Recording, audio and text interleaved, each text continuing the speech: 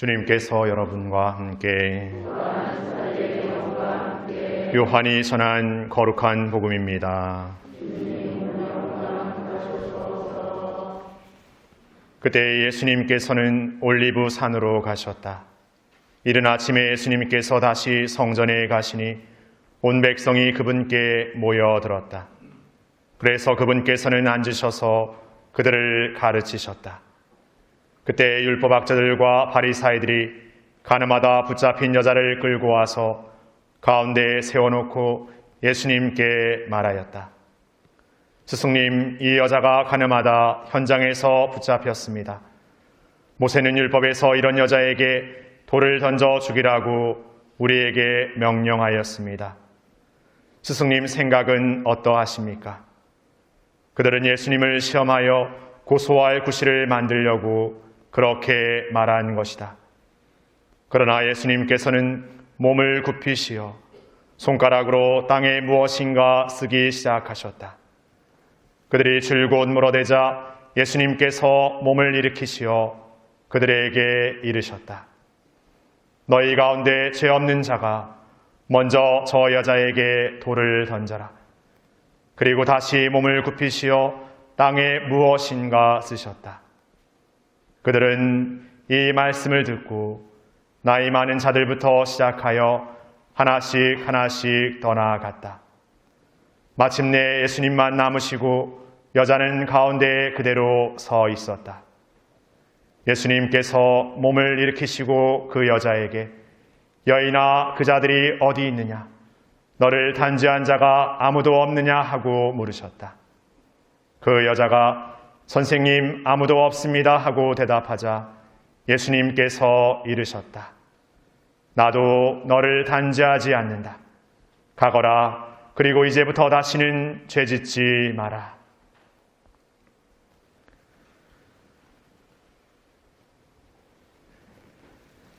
주님의 말씀입니다.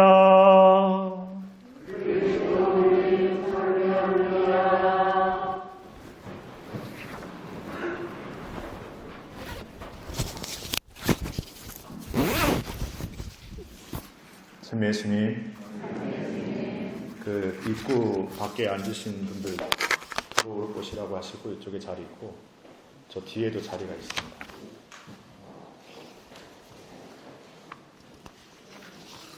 잠깐의 자리 정리 시간을 주시겠습니다.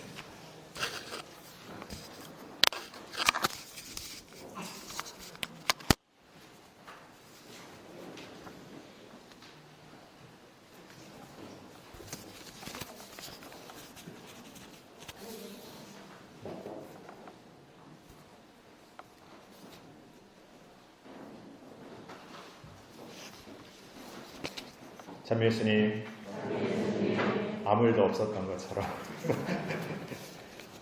반갑습니다. 뒤에 부산 같은 본당에서 오셨습니까?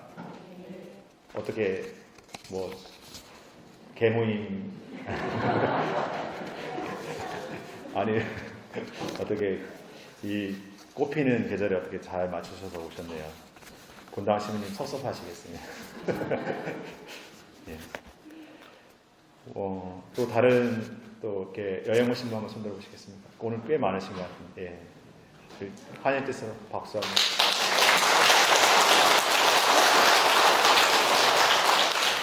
제가 부산만 얘기했는데 제가 온 지역도 얘기해줘야 된다라고 혹시 생각하시는 분? 제주에서 오신 분? 예, 좋습니다. 우리는 이렇게 살아가면서 이렇게 많은 것들을 잃어버려 본 경험들이 있을 것 같습니다. 어떤 물건일 수도 있을 것 같고, 어떤 시간과 같이 눈에 보이지 않는 것 있을 수 있을 것 같습니다. 여기 계신 분들은 시간을 잃어버리셨습니다. 어떤 시간을 잃어버리셨냐면은 오늘 성당 안 왔으면 집에서 좀 편히 쉴 수 있는 그 시간 잃어버리셨습니다. 가끔씩 성당에 오려고 할 때 오늘은 좀 집에서 쉬고 싶은데 요즘 코로나도 이렇게 많이 확진자 생긴다고 하는데 오늘은 가지 말아야지 이렇게 생각할 때가 있습니다. 또 그런 시간들을 우리가 많이 지나왔습니다. 그리고 몸이 막 피곤하고 그럴 때는 성당 가는 것도 되게 이렇게 힘겹게 여겨집니다. 사실 뭐 에너지를 쓰지 않는 시간이라고 말할 수는 없기 때문에 그렇습니다.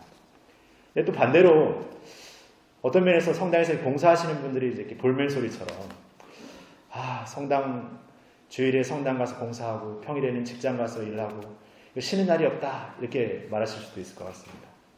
또 그렇게 생각한다면 신앙생활이 우리의 삶에 어떤 것을 소목해 하는 시간일까? 그렇게 좀 반문해보고 싶습니다. 뭐 정답처럼 얘기한다면 신앙은 그런 시간이 아니야. 신앙은 우리의 원천적인 힘을 얻는 시간이고 다시금 용기를 얻는 시간이고 위로를 얻는 시간이야 라고 말해보지만 막상 어떤 관계나 어떤 일에서 부딪히고 넘어질 때 그런 원론적인 얘기 같은 말이 되어버리고 뭔가 어딘가 모르게 그냥 현실적인 판단과 이렇게 그 앞에 놓여진 어떤 일들에서 그냥 생각해버리는 우리일 때가 있는 것 같습니다. 그래서 좀 더 단순하게 그냥 성당에 가면 분위기 좋아. 성당에 가면 기분이 좋아. 성당에 가면 오늘 좋은 일이 생겼어. 그냥 그 순간 일어날 것 같은 어떤 것에만 그냥 우리가 생각하지 말고 내가 오늘 성당에 가서 누군가하고 다투는 일이 생기더라도 오늘 성당에 가서 괜히 쉬겠다고 생각하다가 나왔는데 괜히 뭔가 힘겨운 어떤 일들을 하게 된다 하더라도 지워질 수 없고 사라질 수 없는 기쁨은 없을까? 왜 신앙은 우리의 삶의 어떤 기쁨의 순간에만 존재한다고 말할 수 있을까? 그렇지 않죠. 그렇다면 우리가 어떤 순간에도 잃어버리지 않는 그런 신앙이 우리에게 필요한 것 같습니다. 아니, 반드시 있어야 될 것 같습니다. 그래서 오늘 그에 대한 답을 오늘 독서와 복음이 우리에게 알려주고 있다고 생각이 듭니다. 오늘 복음에서 가늠하다 붙잡힌 여인이 잡혀왔습니다. 당시 이스라엘 사회의 어떤 율법의 기준으로 봤을 때 이 여인은 돌에 맞아 그러니까 쳐 죽여야 될 그런 죄인이 존재였습니다. 역시나 다름없이 사람들도 그렇게 그 여인을 바라보고 있고 손가락질하고 그 여인을 향해서 돌을 던지려고 하고 있습니다. 그런데 율법학자들과 바리새인들이 예수님께 묻죠. 이 여인을 어떻게 하면 좋겠냐. 복음에서도 그 물음의 의미를 알려주고 있지만 사실 여기에는 어떤 답이 필요했던 게 아닙니다. 이미 답은 정해져 있었던 것이죠. 예수님이 어떻게 말하느냐에 따라서 예수님을 판단하고 구실을 잡아서 죽일 생각을 갖고 있었던 거죠. 바리새인들과 율법학자들은 이 물음의 어떤 답을 찾는 것이 아니라 예수님을 올가맬 구실을 찾고 있었던 것이죠. 그런데 예수님은 완전히 새로운 답을 주십니다. 죄 없는 자부터 이 자에게 돌을 던지라고 말하죠. 그런데 사람들은 어떻게 됩니까? 나이 많은 사람에서부터 한둘씩 떠나갑니다. 지혜로운 사람들도 떠나갑니다. 삶에서 많은 경험과 지식과 학덕이 높았던 어떤 면에서 덕망이 높았던 이들부터 떠나갑니다. 여기에는 바리새인들, 율법학자들, 당대 율법의 첫째가라면 서러울 그들도 떠나가거나 이제 그 자리에는 그 여인만 남았습니다.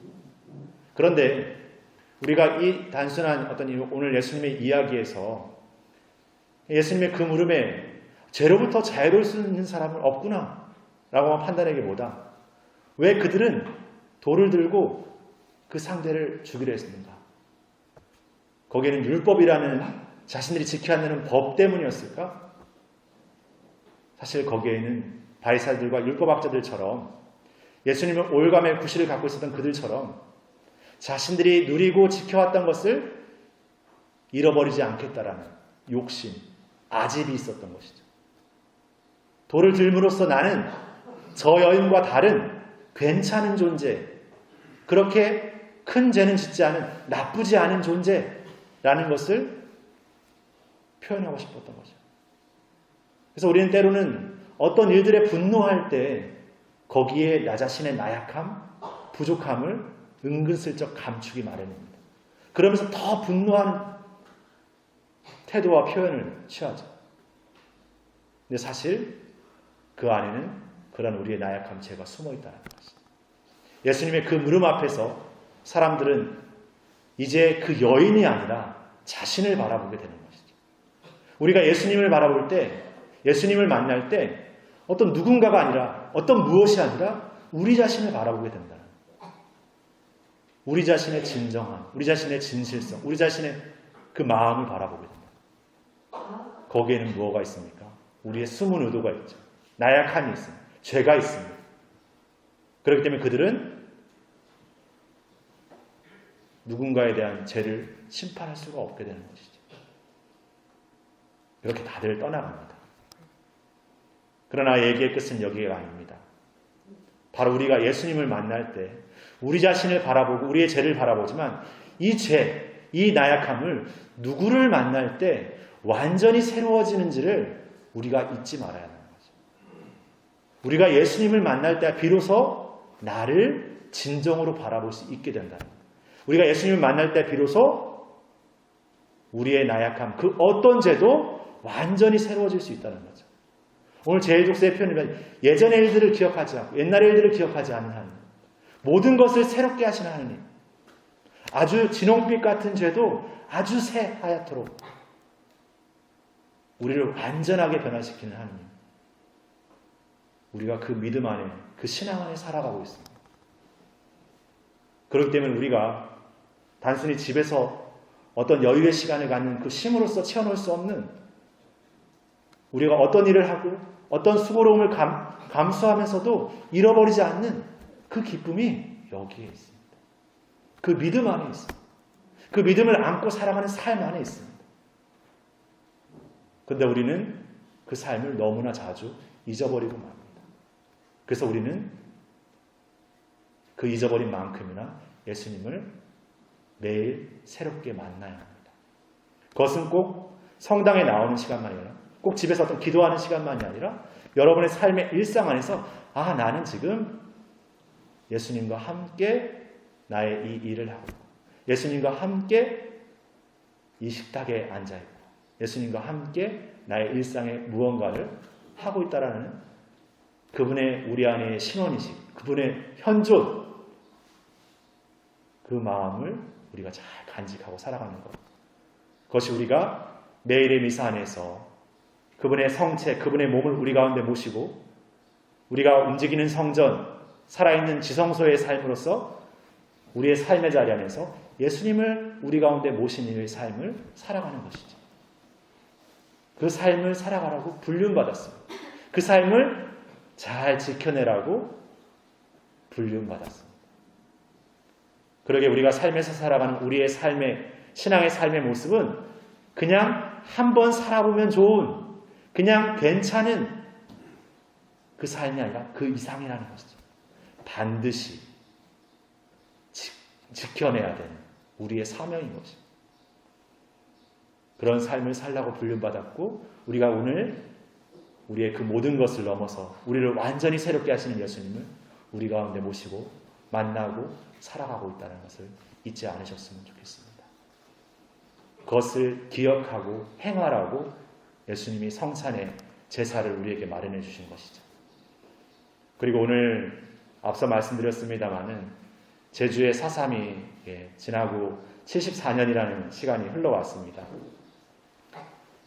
제주의 광풍으로, 아픔으로, 고통으로 많은 사람들이 희생되었습니다. 당시 제주도민의 10분의 1이 되는 3만여 명의 사람들이 숨을 거뒀습니다.